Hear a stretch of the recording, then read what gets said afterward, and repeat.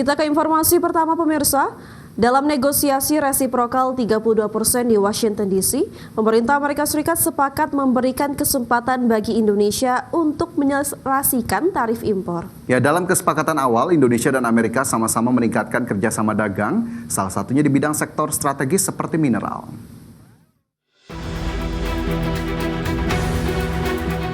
Menteri Koordinator Perekonomian Erlangga Hartarto masih terus bernegosiasi dengan US Secretary of Commerce atau Menteri Perdagangan Amerika Serikat Howard Lutnick dan United States Trade Representative atau Perwakilan Dagang Amerika Serikat Jamieson Greer. Hasil terbaru, Menko Erlangga mengungkapkan pemerintah Amerika Serikat tertarik untuk kerjasama dengan Indonesia, terutama dalam perdagangan komoditas nikel, mangan, hingga tembaga asal Indonesia. Dalam pertemuan negosiasi khusus tersebut, Howard Lutnick dan Jamieson Greer menyatakan ketertarikan yang kuat untuk mendorong kemitraan di bidang critical minerals, serta akan mengoptimalkan kerjasama dan investasi. Ketertarikan Amerika terhadap komoditas nikel, mangan, dan tembaga Indonesia ini akan menjadi dasar dalam menetapkan kebijakan tarif resiprokal dan memperkuat kerjasama perdagangan antar kedua negara. Menko Erlangga menyampaikan apresiasi atas proses negosiasi yang selama ini berjalan sangat konstruktif dengan pihak Amerika Serikat. Perundingan telah mencapai kemajuan dan kesepakatan-kesepakatan yang mencakup mengenai isu-isu tarif, hambatan non-tarif, ekonomi digital, keamanan ekonomi, serta kerjasama komersial dan investasi. Selanjutnya, Indonesia memiliki waktu negosiasi dalam 3 minggu ke depan dengan pengajuan penawaran dan permintaan dari masing-masing pihak untuk saling menguntungkan. Pemerintah sendiri secara intensif untuk menuntaskan perundingan tarif dengan Amerika Serikat. Dari Jakarta, Tim Liputan, iDex Channel.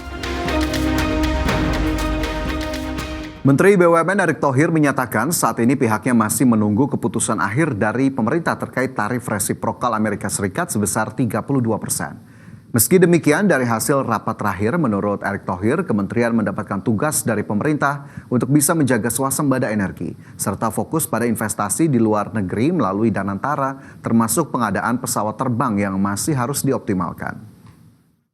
Saya belum dapat informasi konkret dari Pak Menko. Dari hasil rapat yang terakhir kan kami dari BUMN ditugaskan untuk bisa menjaga swasembada energi, salah satunya jangan sampai short di market apa segala, termasuk investasi di luar negeri melalui Danantara.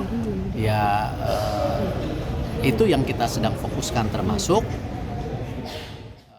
Kementerian Perindustrian terus mengedepankan upaya konstruktif dalam menjaga keberlanjutan akses pasar internasional, khususnya untuk merespon kebijakan tarif resiprokal 32% dari Amerika Serikat. Wakil Menteri Perindustrian Faisal Riza menegaskan bahwa pemerintah tetap mengutamakan kepentingan dan daya saing industri dalam negeri di tengah proses negosiasi tarif resiprokal 32% yang hingga saat ini masih berjalan. Untuk itu, Faisal mengungkapkan strategi pemerintah saat ini fokus meningkatkan industri dalam negeri hingga mengoptimalkan kerjasama bilateral maupun multilateral, termasuk penguatan struktur industri nasional untuk bertransformasi dan berinovasi dalam kerangka ekonomi berkelanjutan, serta perluasan produk domestik di pasar global. Harus kita genjot adalah ekspor.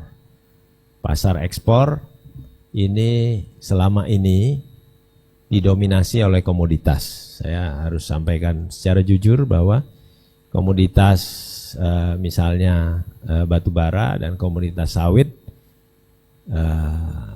menjadi komoditas yang mampu menaikkan ekspor kita, termasuk surplus untuk trade balance kita. Ya, pemirsa, meski nantinya hasil negosiasi Indonesia tidak mendapatkan tarif terbaik dari Amerika Serikat, ekonom senior meminta pemerintah harus tetap memperluas pasar ekspor di luar negeri paman SAM tersebut. Menurut Kepala Sekolah Ekspor Nasional Handito Juwono, pemerintah harus meningkatkan daya saing industri di kancah perdagangan global, termasuk harus membuka potensi perdagangan ekspor-impor negara-negara di luar Amerika Serikat. Upaya diversifikasi pasar ekspor tersebut akan membuat industri dalam negeri bergerak meningkat dan memiliki daya saing yang kuat meskipun dihadapkan pada tantangan kebijakan tarif resiprokal 32% dari Presiden Donald Trump. kan adalah net ekspornya. Net ekspornya ini akan berkontribusi penting untuk pertumbuhan ekonomi. Nah, kalau bicara net ekspor, maka kita harus bicara tentang, saya khawatir kalau surplusnya hilang ini, surplus perdagangan kita ya. Maka kalau ekspornya lagi nggak bisa ditingkatkan dengan baik-baik, maka impornya harus direm gitu sebanyak-banyaknya gitu. Nah, ini saya ingin masuk kepada ekspor-ekspor yang bahan bakunya memang terutama dari impor, termasuk yang transshipping itu kan gitu. Saya rasa ini yang kita jangka pendek, ini harus kita urusin gitu lah. Terkait dengan negosiasi dengan Amerika Serikat, yang beginian dilepas aja gitu. Konsentrasi kepada yang local content tinggi, produk-produk CPO, produk-produk furniture, produk-produk pangan, itu produk-produk yang... Sementara itu pemirsa, kalangan pelaku usaha berbasis ekspor berharap ada hasil negosiasi yang cukup menguntungkan bagi industri dalam negeri. Pasalnya dengan adanya pemberlakuan tarif resiprokal 32% tentu akan mempengaruhi biaya produksi dan biaya logistik ekspor. Ketua Umum Himpunan Industri Mebel dan Kerajinan Indonesia atau HIMKI Abdul Sobur menilai upaya negosiasi pemerintah untuk menurunkan pengenaan tarif timbal balik impor 32% oleh Presiden Donald Trump cukup baik dalam menjaga keberlangsungan industri dalam negeri, khususnya yang berorientasi ekspor. Terlebih lagi, HIMKI mencatat ekspor produk furniture dan mebel Indonesia ke pasar Amerika saat ini masih cukup tinggi. Untuk itu, Sobur berharap adanya solusi tarif terbaik bagi keberlanjutan ekspor-impor tujuan Amerika Serikat. Kalau dari sisi kami sebagai pelaku industri mebel dan kerajinan yang paling strategis ya, di mana pasar kami ke Amerika Serikat ini kan lebih daripada 54% Mas Pras, kurang lebih. Artinya apa? Secara nasional itu ya, dampaknya akan besar sekali terjadi ya. Dan dalam posisi bertahan saja atau menunggu sampai keputusan ini keluar, itu sudah ada terjadi penundaan permintaan dari pasar Amerika khususnya, karena buyer kami itu wait and see ya, melihat kemana nih. Nah itu aja dalam posisi seperti yang kita duga terjadi penurunan, apalagi sekarang sudah ada kepastiannya. Ya pemirsa dan juga Fajar ya, negosiasi antara Indonesia dan juga Amerika Serikat ini terus berlanjut hingga hari ini ya, di mana Indonesia juga masih berusaha bernegosiasi agar tarif resiprokal itu bisa sedikit diturunkan ya setidaknya, di mana tadi Indonesia juga menawarkan seperti bahan mineral kritis ya, seperti tadi nikel yang diincar oleh Amerika Serikat, dan juga Indonesia menawarkan untuk membeli salah satunya adalah minyak dari Amerika Serikat ya, untuk sebagai salah satu bentuk kerjasama antara Indonesia dan juga Amerika Serikat. Ya, meskipun masih kita nantikan hasil negosiasinya, tapi memang langkah ataupun mitigasi perlu dilakukan apabila memang nanti tidak sesuai dengan harapan.